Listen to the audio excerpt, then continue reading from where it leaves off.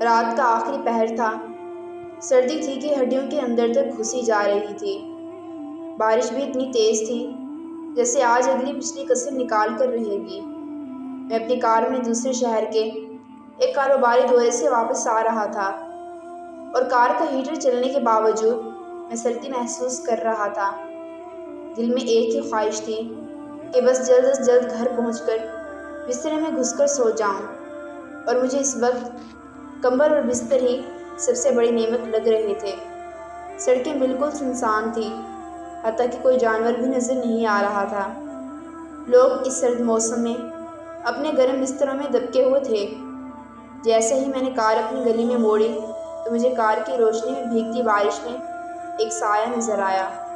اس نے بارش سے بچنے کے لیے سر پر پلاسٹک کے تھیلے جیسا کچھ اوڑھا ہوا تھا، اور وہ گلی میں کھڑے پانی سے بچتا بچاتا آہستہ آہستہ چل رہا تھا۔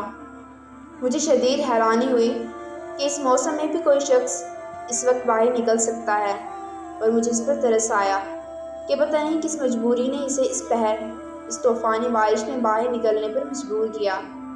میں نے گاڑی اس کے قریب جا کر روکی اور شیشے نیچے کر کے اس سے پوچھا، بھائی صاحب آپ کہاں جا رہے ہیں؟ آئیے میں آپ کو چھوڑ دیتا ہوں۔ اس نے میری طرف دیکھ کر کہا، شکریہ بھائی، بس میں یہاں قریب ہی تو جا رہا ہوں، اس لیے پیدل ہی چلا جاؤں گا۔ میں نے تجسس بھرے لہجے میں پوچھا کہ اس وقت کہاں جا رہے ہیں؟ اس نے بڑی متانت سے جواب دیا کہ مسجد۔ میں نے حیرانی سے پوچھا، اس وقت مسجد میں کیا کرنے جا رہے ہیں؟ اس نے بتایا وہ اس مسجد کا مؤذن ہے اور فجر کی اذان دینے کے لیے مسجد میں جا رہا ہے۔ یہ کہہ کر وہ اپنے رستے پر چل پڑا، اور مجھے ایک نئی سوچ میں گم کر گیا کہ کیا آج تک ہم نے کبھی سوچا ہے کہ سخت سردی کی رات میں طوفان ہو یا بارش، کون ہے جو اپنے وقت پر اللہ کے بلاوے کی صدا بلند کرتا ہے؟ کون ہے جو ہمیں بتاتا ہے کہ نماز نیند سے بہتر ہے؟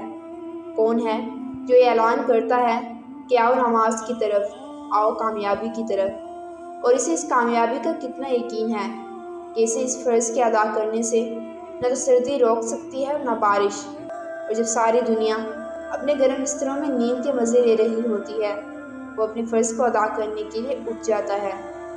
تب مجھے علم ہوا کہ یقیناً ایسے ہی لوگ ہیں جن کی وجہ سے اللہ ہم پر مہربان ہے، اور انہی لوگوں کی برکت سے دنیا کا نظام چل رہا ہے۔ میرا دل چاہا کہ نیچے اتر کر اسے سلام کروں، لیکن وہ جا چکا تھا، اور تھوڑی دیر بعد جیسے ہی فضا اللہ اکبر کی صدا سے گونجی، میرے قدم بھی مسجد کی جانب اٹھ گئے۔ آج مجھے سردی میں مسجد کی طرف چلنا گرم بستر اور نیند سے بھی اچھا لگ رہا تھا۔